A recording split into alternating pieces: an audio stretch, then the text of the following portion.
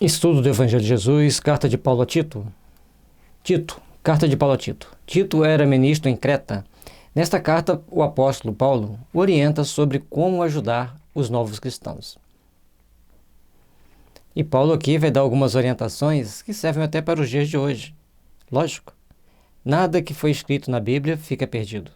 E nós, então, temos que procurar entender que Paulo está chamando a atenção de Tito, orientando ele dos problemas que ele ia encontrar. Algumas das pessoas ele já conhecia e sabia como eles agiam, de que forma eles tentavam enfrentar os lidadores do Evangelho.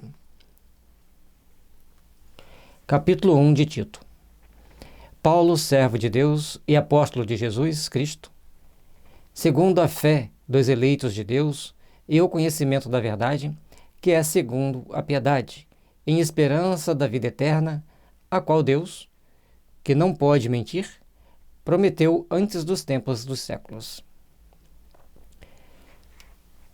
Essa exortação que Paulo faz, ele mostra que ele é seguidor de Deus, seguidor de Jesus Cristo, e que Deus não mente. Deus tem o amor e a piedade para com todos nós e principalmente nos mostra a verdade. E mostrando-nos a verdade, precisamos seguir por este caminho. E essa promessa de Deus, de séculos e séculos anteriores, se cumpre. E, da agora para frente, certamente vai cumprir mais, porque nós temos que aprender a viver e vivenciar segundo o Evangelho de Cristo, segundo o Evangelho do Senhor. Mas o tempo manifestou a sua palavra pela pregação, que me foi confiada segundo o mandamento de Deus, nosso Senhor. A Tito, meu verdadeiro filho, segundo a fé comum, graça, misericórdia e paz da parte de Deus Pai e da do Senhor Jesus Cristo, nosso Salvador. Trabalhando intimamente para nos fazermos melhor, trabalhando intimamente para procurarmos crescer e aperfeiçoarmos-nos para as realizações superiores da vida. Procuremos, assim, construir o nosso mundo íntimo e nos fortalecer nesse sentimento de engrandecimento que devemos ter para o Espírito. E engrandecer-se para o Espírito é diferente de engrandecer por outros caminhos, por outras situações. Por isso precisamos, então, aprender a servir melhor uns aos outros, a construir um mundo melhor, de amor e de paz para todos nós. Por esta causa te deixei em Creta, para que pusesses em boa ordem as coisas que ainda restam e, de cidade em cidade, estabelecesses presbíteros, como já te mandei. Aí, Paulo já tinha dado uma base dos primeiros cristãos, feito as primeiras pregações, feito os primeiros esclarecimentos. Ele mandava Tito, já blifado de como eles eram, de como eles agiam, para que ele estabelecesse as coisas, desse orientação e firmeza para poderem seguir segundo os ensinamentos do Cristo, segundo os ensinamentos que Paulo tinha deixado lá para eles. Aquele que for irrepreensível, marido de uma mulher, que tenha filhos fiéis, que não possam ser acusados de dissolução, nem são desobedientes. E aí, ele coloca para quem serão os presbíteros? Pessoas que forem íntegra, moral e eticamente correto. Porque aquelas pessoas que tiver qualquer vacilo, inclusive na família, não serviriam para conduzir a igreja. Não seria para conduzir os primeiros cristãos. Então, Tito convivia com eles, ia sondando para ver aqueles que tinham uma família mais unida em prol do ideal da família. Então, esses eram então convidados a seguirem como líder da igreja nascente, como líder para dar prosseguimento ao ensinamento do Evangelho. Para a gente ver quanto é importante ter uma mulher, porque antes as pessoas tinham outras, e filhos fiéis. Porque convém que o bispo seja irrepreensível, como despenseiro da casa de Deus, não soberbo, nem iracundo, nem dado ao vinho, nem espancador, nem cobiçoso de torpe ganância, mas dado à hospitalidade, amigo do bem, moderado, justo, santo, temente. Aquele que quer dirigir uma casa de Deus, aquele que quer dirigir um templo religioso, ele tem que ter um conjunto de qualidades morais para ser bem visto por todos, ser respeitado e principalmente servir de modelo para ser seguido. Portanto, Paulo coloca um conjunto de qualidades que tem que ter, mas também um conjunto de defeito que não pode ter. retendo firme a fiel palavra, que é conforme a doutrina, para que seja poderoso tanto para admoestar com a sã doutrina, como para convencer os contradizentes. E aí, se você tem todas aquelas qualidades, você vai ter poder de admoestar e convencer. Levar as pessoas a um caminho de crescimento, um caminho de redenção. Porque há muitos desordenados faladores, vãos e enganadores, principalmente os da circuncisão. E aí Paulo já mostra que os judeus que existiam em Creta eram aqueles que dariam mais problema para Tito. E ele deveria ter, então, um cuidado todo especial com eles, um cuidado para que não caísse nas armadilhas que normalmente eles tentavam colocar no caminho dos cristãos. Aos quais convém tapar a boca, homens que transtornam casas inteiras, ensinando o que não convém por torpe ganância. Então essas pessoas não se deveria dar ouvido, deveriam fazê-los calar, porque eles agiam de forma incompatível com a doutrina sã que ele procurava trazer para eles e tomavam atitudes desagradáveis que não eram atitudes boas frente àquilo que se pretendia que um bom cristão tivesse. Um deles, seu próprio profeta, disse: os cretenses são sempre mentirosos, bestas ruins, ventres preguiçosos. Creta é uma ilha relativamente grande. Era uma rota marítima que muitos navios paravam para os mais variados fins. Então, o povo ali já tinha característica própria de lidar com essa situação do turista, do estrangeiro, do visitante. E eles mesmos já diziam que eles tinham lá seus problemas e tinha-se que ter seus cuidados para com eles. Esse testemunho é verdadeiro, portanto, repreende-os severamente, para que sejam sãos na fé, não dando ouvidos às fábulas judaicas, nem aos mandamentos de homens que se desviam da verdade. Tinha os detalhes que tinham que ser observados, tinha aqueles padrões que deveriam ser vistos por outro ângulo, vistos de outra forma, para que os enquadrasse dentro da fé, dentro dos ensinamentos cristãos. E muitas das vezes, no mundo de hoje, quando a gente depara com certas pessoas dentro dos templos religiosos que vão trazendo interpretações estranhas, e a gente só pergunta assim: em que livro está isso? A pessoa já te acha alguém que está muito errado ali dentro. Ao passo que deveria procurar pensar assim: poxa, ainda bem que está me alertando para que as minhas ideias estão erradas enquanto estou aqui. Em tudo na sua vida, nós temos que ter as devidas precauções de procurar vivenciar bem o amor, de procurar vivenciar bem a paz, a fraternidade e a luz espiritual que deve emanar de todos nós. Todas as coisas são puras para os puros, mas nada é puro para os contaminados e infiéis. Antes, o seu entendimento e consciência estão contaminados. Se a consciência está contaminada, nós estaremos doentes. Que um dos princípios do adoecimento é que a nossa mente gera todo o adoecimento que vai vir para o corpo físico. Primeiro, a doença se estabelece na mente, no nosso corpo mental, no nosso corpo emocional. Depois ela vem para o físico como aquele sinal que a gente vai correr para procurar tratamento. Ao passo que, se tivéssemos tratado bem antes, enquanto estava em fase mental e emocional, seria muito mais rápido, muito mais fácil de corrigir. Então, todos os problemas que nós deparamos, que nós encontramos na nossa saúde, estão decorrentes da contaminação da consciência. E as intolerâncias alimentares principalmente a psicose. E psicose significa mentira, dissimulação, preguiça de fazer o bem, uma série de atitudes que vai nos levando a um processo de adoecimento mais complicado. Portanto, ao vermos alguém com essas características, lembremos que ele está bem doente, bastante doente, precisando de tratamento. E à medida que vamos tratando, à medida que fomos procurando fortalecer o seu sistema imunológico, desintoxicar seu organismo daqueles miasmas, ele vai adquirindo saúde. Por isso a homeopatia é tão importante. E até aqui, a gente vai deparar com os ensinamentos da homeopatia, que já está lá em Êxodo, quando Moisés leva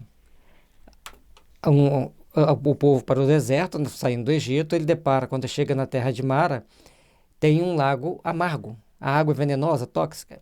E ele pega então a madeira, que também é amarga e tóxica, bate naquela água, começa a bater, e aí a água ficou boa, doce e boa para beber. Então o veneno da água com o veneno da madeira se anularam e a água pode ser bebida. Está lá em Êxodo 20, não sei, esse capítulo 26, tem um 26 ali.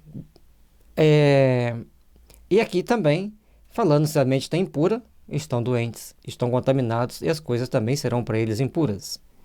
Então, pessoas que chegam colocando muitas regras de purificação de impurezas, isso é impuro, aquilo é impuro, ele está doente, precisando ser tratado e principalmente precisando ser compreendido. Confessam que conhecem a Deus, mas negam-no com as obras, sendo abomináveis e desobedientes e reprovados para toda boa obra. Conhecer Deus e seguir a Deus são duas coisas distintas. Até os espíritos mais infelizes que têm nas regiões mais inferiores do espaço espiritual da Terra conhecem Deus. Mas segui-lo, muitas das vezes não. E eles têm prazer de quererem se fazer em Deus, mas um Deus das trevas, um Deus do ódio, um Deus da destruição. Até que possam acordar e despertar daquela letargia para virem buscar novos horizontes, novos caminhar que os conduzem ao Pai.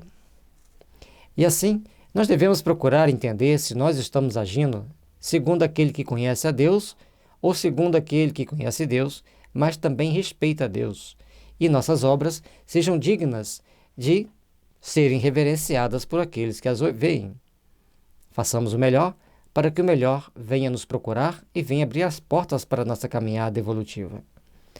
Que as bênçãos de Jesus estejam sempre nos envolvendo e fortalecendo, nos impulsionando para um mundo de luz, para um mundo melhor, para um mundo mais fraterno. Estudo do Evangelho de Jesus, carta de Paulo a Tito, capítulo 2 de Tito. Tu, porém, fala o que convém à sã doutrina. Aquilo que nós falamos, a forma que nós falamos, convém à sã doutrina? Precisamos ficar bem atento, bem vigilante para com isso. Porque todo momento da nossa vida, nós seremos chamados a prestar contas dos nossos atos. Não é só no dia da morte que a gente presta conta, não. Todo momento. Pequenas frases faladas hoje repercutirão lá na frente. Então temos que ter muito cuidado com aquilo que a gente fala e como a gente fala. Os velhos que sejam sóbrios, graves, prudentes, sãos na fé, na caridade e na paciência. Aí, se a gente está envelhecendo, nós temos que ser sóbrios, firmes, prudentes, ter uma fé convicta, trabalharmos na caridade e termos paciência. Esse convite que Paulo nos traz é uma grande reflexão para vermos como estamos vivendo, como estamos agindo na nossa vida. E a Joana de Ângeles diz para os jovens aproveitar bem a sua vida, começar desde cedo as obras do bem, do amor, as obras da caridade. As mulheres idosas, semelhantemente que sejam sérias ao seu viver, como convém às santas, não caluniadoras, não dadas a muito vinho, mestras no bem, para que ensine as mulheres novas a serem prudentes, a amarem seus maridos, a amarem seus filhos, a serem moderadas, castas, boas donas de casa, sujeita a seu marido, a fim de que a palavra de Deus não seja blasfemada. E o cuidado que ele tem de orientar as mulheres, se ele fala para elas não serem caluniadoras, porque existia mulher caluniadora, para serem prudentes, amar o marido e os filhos, porque deveria ter muitas que não faziam isso, e serem moderadas, castas, boas donas de casa, e respeitarem o ambiente doméstico, e ser sujeito ao seu marido, que seja fiel ao seu marido. Então ele traz para aqui um conjunto de referências de boa conduta para que todos nós procuremos fazer. Porque assim como tem mulheres que têm esses defeitos, também tem homens que têm esses defeitos.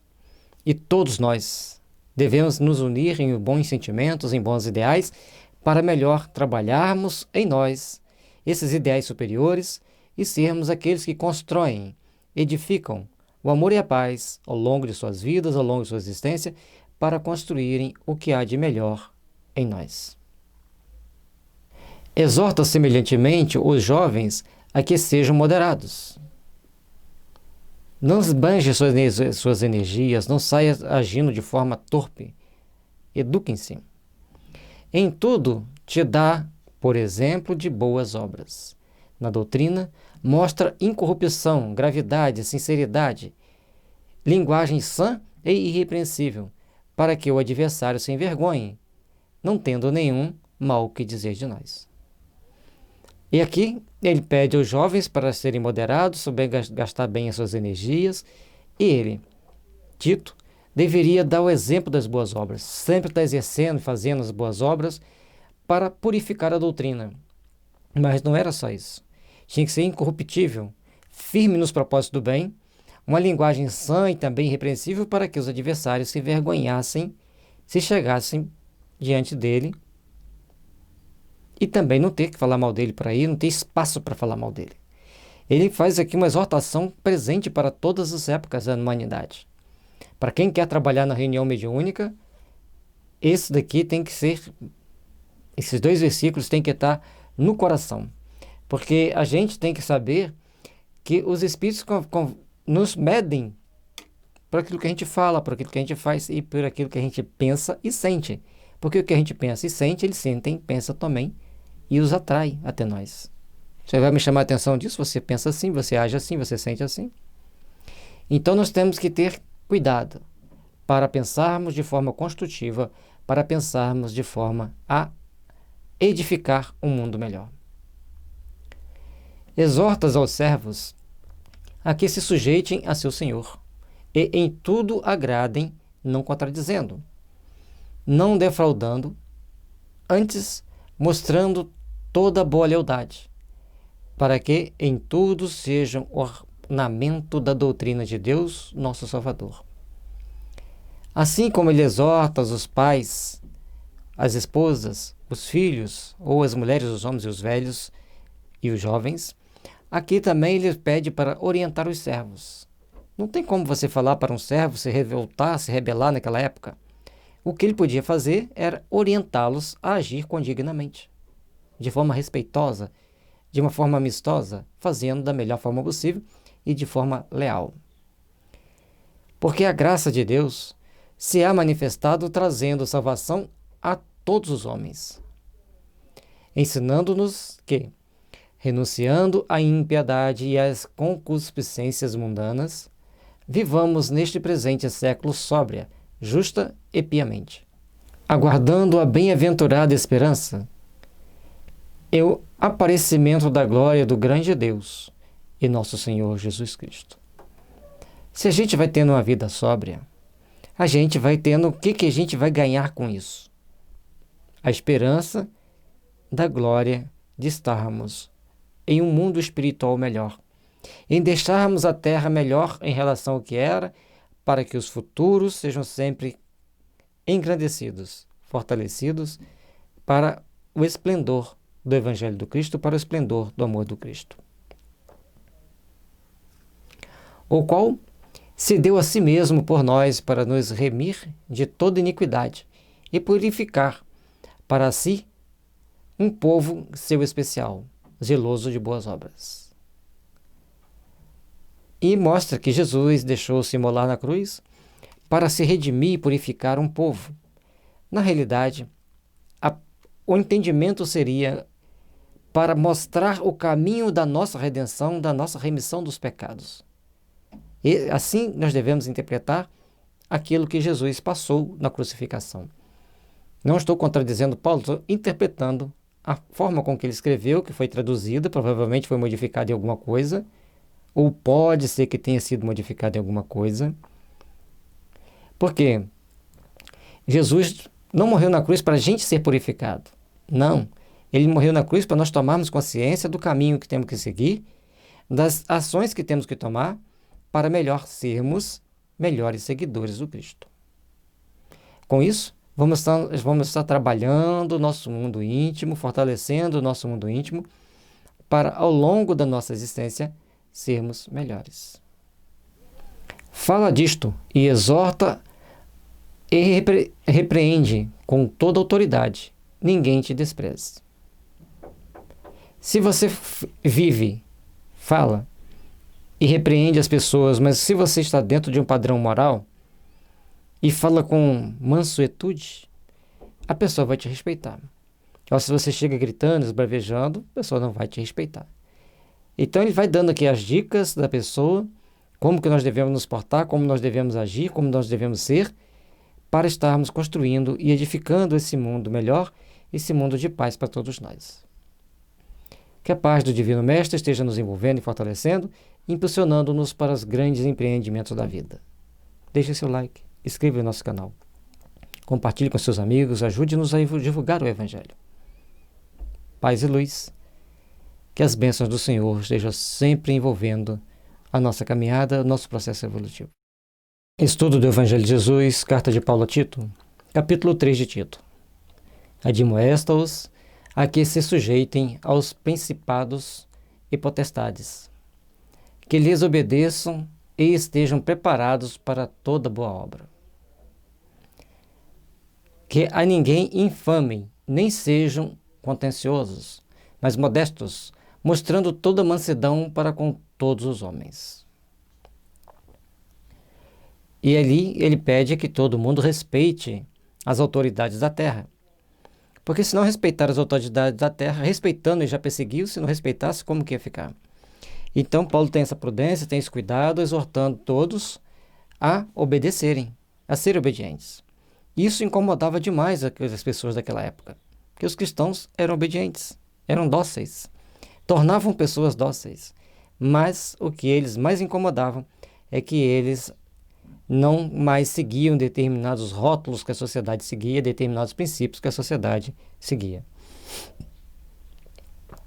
Porque também nós éramos, no outro tempo, insensatos, desobedientes, extraviados, servindo a várias concupiscências e deleites, vivendo em malícia e inveja, odiosas, odiando-nos uns aos outros. Mas quando apareceu a benignidade e caridade de Deus, nosso Senhor, para com os homens, não pelas obras da justiça que houvéssemos feito, mas, segundo a sua misericórdia, nos salvou pela lavagem da regeneração e da renovação do Espírito Santo. Bom, aqui ele mostra que nós já fomos bem complicados anteriormente, ainda somos, e precisamos nos aperfeiçoar para tirarmos essas concupiscências da nossa vida. Sermos mais sóbrios, mais amigos, aqueles que compartilham, que trabalham para o bem. Mas, a partir do momento que Paulo encontra com Jesus e pela caridade de Deus, ele, como ele diz ali, ele tem essa oportunidade de conhecer Jesus, de estar frente a frente com Jesus, embora em espírito, e caminhar dali para frente com as ideias renovadas, com as ideias purificadas para um novo patamar de entendimento, para uma nova compreensão. E ali ele fala que não foi por justiça. Deus permitiu que Jesus aparecesse a ele por misericórdia, para fazer uma lavagem da regeneração e da renovação no Espírito Santo. Olha que interessante. A gente fazer essa lavagem da regeneração, desde que Jesus veio ao mundo, tem aqueles que têm a oportunidade de se regenerar. E com isso, a gente vai fazendo essa regeneração, a gente vai se renovando para santificar nosso espírito, para que nossas ações sejam realmente produtivas e refaçam-nos para grande empreendimento do amor que deve existir em nossas vidas. Que abundantemente Ele derramou sobre nós, por Jesus Cristo nosso Senhor, para que, sendo justificados pela sua graça, sejamos feitos herdeiros, segundo a esperança da vida eterna. E Jesus derramou sobre ele muitas graças. mostrando o caminho da salvação, o caminho da redenção, e ele passou a compreender que ele era um herdeiro da esperança da vida eterna, um herdeiro da esperança da vida em plenitude no plano espiritual. Essa compreensão de Paulo o marcou de tal forma que ele muda-se totalmente. De doutor da lei, de uma grande promessa para as autoridades judaicas como um futuro grande legislador, grande orientador do povo hebreu, para um exímio cristão, vivenciando cada detalhe da lei que deveria ser vivenciada. Essa transformação de Paulo, certamente uma das mais belas a nos mostrar ao Evangelho. E a outra, tão grande quanto, foi de Maria de Magdala. Maria de Magdala, então, ela se transforma tanto que mostra para nós um caminho de redenção inigualável. Fiel é a palavra, e isto quero que deveras afirmes, para que os que creem em Deus procurem aplicar-se às boas obras. Estas coisas são boas e proveitosas aos homens. Ter uma palavra fiel, ter uma palavra sensata, ter uma palavra firme e procurarmos ser proveitoso para ajudar que outros também adentrem o caminho do bem, para que outros comecem a ver as boas obras, aderirem às boas obras e passarem a fazer as boas obras externamente, nas ações de cada dia, mas principalmente em seus corações. Mas não entres em questões loucas, genealogias e contendas e nos debates acerca da lei, porque não são coisas inúteis e vãs. E aí Paulo traz para ele ter cuidado para não debater coisas que não adianta. Querer debater a lei, querer debater qualquer árvore genealógica, qualquer situação assim, traria muito mais problemas, porque isso para o judeu era fundamental, mas para os gentios não queria dizer nada. Eles queriam compreender o Evangelho, queriam se esclarecer com o Evangelho para seguir o Evangelho. Já os judeus queriam outros caminhos de entendimento, de explicações, que nem sempre as pessoas estavam preparadas para dar. Ao homem herege, depois de uma e outra de uma estação, evita-o, sabendo que esse tal está pervertido e peca, estando já em si mesmo condenado. Então, aquele que está fugindo das regras da igreja, deixando de seguir os princípios estabelecidos pelo grupo, pela comunidade, chame a atenção dele uma vez, chame duas, três, mas a partir dali, evite-o. Afaste-se dele. Não adianta tentar conversar, não adianta tentar explicar, porque ele já está condenado em si mesmo. Quando te enviar Artemas e Tíquico, procura vir ter comigo em Nicópolis, porque deliberarei invernar ali. E aí Paulo fala que ele vai mandar esses dois trabalhadores até ele, e assim que eles chegarem, que ele fosse até Nicópolis, onde ele conversaria com ele, passaria novas informações, porque ele ia passar o período do inverno em Nicópolis. E o período do inverno era complicado de se viajar naquela região, porque comumente cai neve, muita neve. E para a navegação é um período bem perigoso. Acompanhe com muito cuidado Zenas, doutor da lei, e Apolo, para que nada lhes falte. Ele já tem o cuidado desses dois senhores, que já, pelo jeito já estão bem envelhecidos, e ele pede para que não deixar faltar nada para eles. Procurar arrecadar alimentos, arrecadar o que for necessário, para que eles tenham como se sustentar. E os nossos aprendam também a aplicar-se às boas obras, nas coisas necessárias, para que não sejam infrutuosos. Saúdam-te todos os que estão comigo. Saúda tu os que nos amam na fé. Todo o cuidado que Paulo tinha de orientar as pessoas, procurar orientá-los para que seguissem o caminho das boas obras, o caminho cristão, para que procurassem fazer o máximo possível pelo bem-estar da comunidade onde eles estavam, mas sempre buscando purificar o seu espírito pelas ações que deveriam tomar, pelas atitudes que deveriam ter condizentemente com as necessidades de cada um. Paulo foi um gigante nesse trabalho de transformação de coração, transformação de sentimentos, onde todos deveriam e devemos procurar interiorizar valores, interiorizar sentimentos, para nos fazermos realmente melhores, para sermos aqueles que trabalham e edificam o Evangelho em nossas vidas, em nossos corações, e podermos então ajudar aqueles que estão ao nosso lado, aqueles que nos procuram. Tenhamos força e coragem. O trabalho não é fácil, o trabalho não é simples, conforme o Paulo mostra, e a vivência do nosso dia a dia demonstra para nós as dificuldades inerentes a uma transformação íntima, a seguirmos plenamente o Evangelho.